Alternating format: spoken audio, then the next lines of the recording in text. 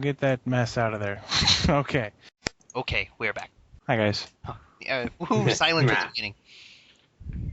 Alright, now we're going to talk about Nintendo. This is going to last a while because we are clearly fanboys. And Nintendo had the best showing. Everybody should be able to admit that, whether or not now before fanboys you accuse us of being huge Nintendo fanboys, which we are, and we freely admit to, but before you jump down our throats, come on. Every press website, every webcomic admitted that Nintendo's showing pretty much kicked everybody else's showing in the balls. Because they knew that Sony and Microsoft were going to focus mainly on the casual stuff, like, we're going to steal the Wii's market. And Nintendo was like, we're smarter than that, so here's everything you have ever wanted. Santa Claus is real. I stole that from Penny Arcade. Penny Arcade. I did. Good job. Yep, I'm a thief. We steal jokes all the time. I actually kind of wanted to do that myself. For real, though. They knew. Also, everything we predicted in our last podcast came true. New Rayman. New everything except Beautiful Joe 3. Yeah, no Beautiful Joe 3 or Banjo-Kazooie for me. But everything else, new Kid Icarus, new Rayman, new Donkey Kong, which is why I would like to point out right now, new Donkey Kong is why I'm playing Donkey Kong Country 2. I'm pretty sure that most of our audience should have figured that out if they watched pre-3. I'm sure they would have, but they will know right now that it's the thing all of us, well, me and Matt anyway, are the most excited about. Oh yeah. So they almost said, "Hey everyone, welcome to our conference. Here's what you all came for," and showed Zelda right off the bat. Yeah. Which, the saddest thing about the Zelda game is, even though it looks really cool and it's got a nice art style, is that it was the thing I was probably one of the least excited about. It was like, it was supposed to be their big deal, their big thing. Like, hey, Zelda, you love Zelda, we love Zelda, everybody loves Zelda, here's Zelda. But they showed so much other stuff that it was overwhelming. Zelda was completely pushed out of my mind. It was. I'm honestly 100% more excited about Donkey Kong Country Returns, Kirby's Epic Yarn, and Kid Icarus Uprising than I am about Skyward Sword.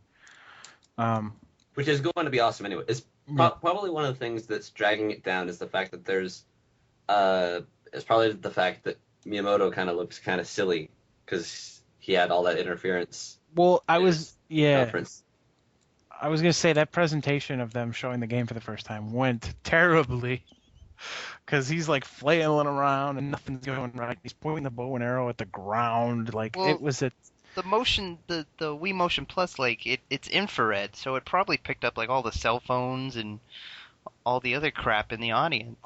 Oh no, it did, because they had, all the press played it at the show and realized that it does not control like a pile of dog shit.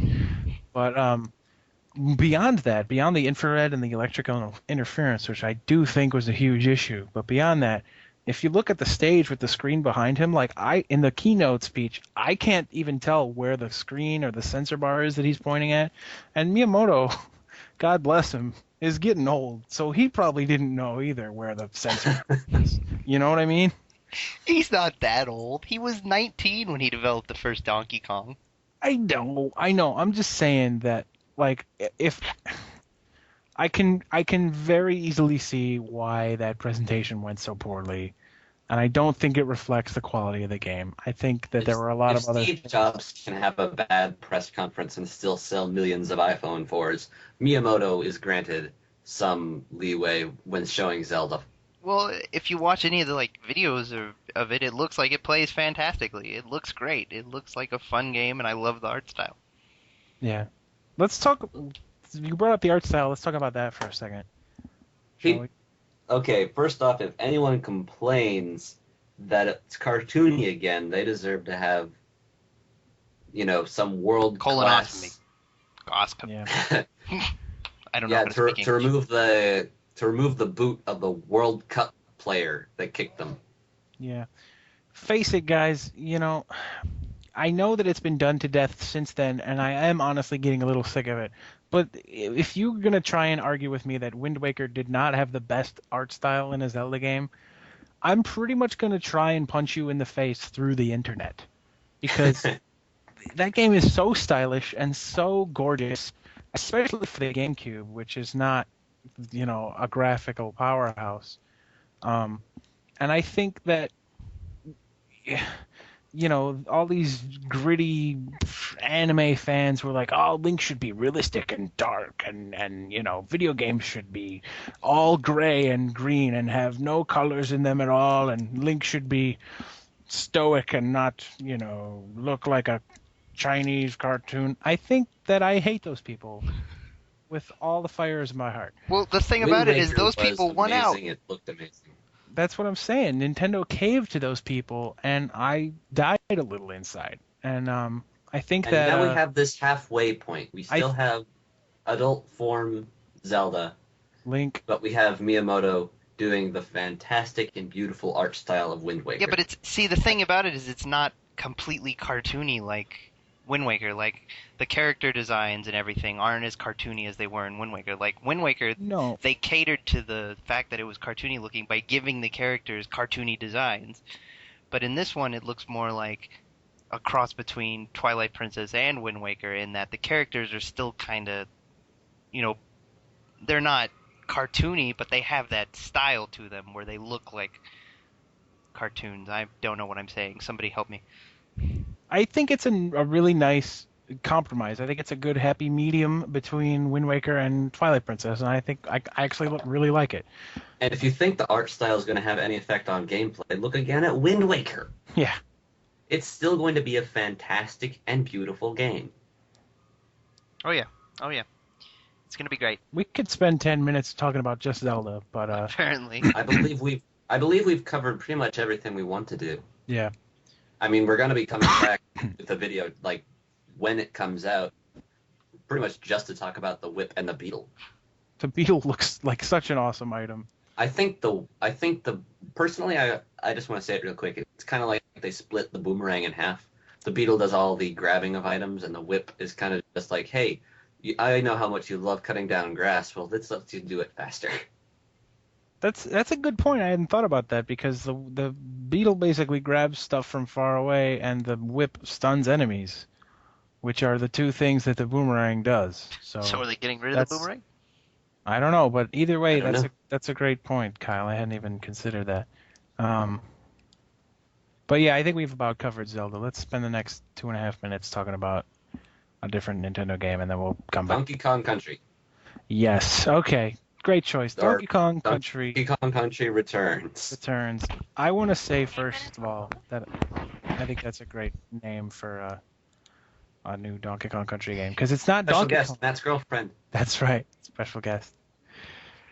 It's not Donkey Kong Returns, It's Donkey Kong Country, the game that you love, returns. It's the series. It's not the character. No. Yeah, and I at first thought that was really weird, and I kind of actually didn't like it, but it's grown on me a lot. I think it's pretty clever, and it tells you exactly everything you need to know about. Not to mention, at the press conference, the music even starts before the guy is done talking. Yeah, Reggie's explaining the game, and the Congo drums kick in, and you're like, "Oh shit, son!" And you're like, everything that you are saying, I can no longer hear. Show the damn trailer. I love that this one's going to be 2 players. That is amazing. That is the best thing That ever. is the greatest feature. Like, Wi-Fi? they've been getting at that for like ever. It's like, hey, here's 2 characters on screen at once, but you can't play as both of them. The cool thing is that there's a point to there being 2 of them too, because they can like team up and do kind of like ride on each other's back and do crazy stunts like that, and I think that's going to be really fun. And it's got that aspect of New Super Mario Brothers Wii too, where if one player really sucks, you can kind of get around that. You can ride on Donkey Kong's back for a while and to hang back. It's almost like Mario Kart Double Dash, Almost. Only better. Maybe only much better. Yeah. Because it's a new Maybe Donkey the, Kong Country game, and not just the other ones re-released for the 7th time. or maybe kind of like Subspace in Brawl. Either way, that's honestly Donkey Kong Country Returns is probably the game that they announced that I am the most excited about. Well, because Donkey Kong hasn't gotten any love for so long. Nintendo's just like, hey, Donkey Kong, Which is something that we mentioned in the pre-3. here's some crap with bongos. And some crappy so- racing game where you flail around like an idiot and don't go anywhere. Even though I did not get Beautiful Joe 3 or Banjo-Kazooie 3 or 4, I guess, depending on We're who you ask. quite satisfied. I was very happy with Donkey Kong Country Returns. So, What's our time? we're over, so let's stop here and come back in part 2 of the Nintendo section, which is part 4 of the whole thing. Oh my god!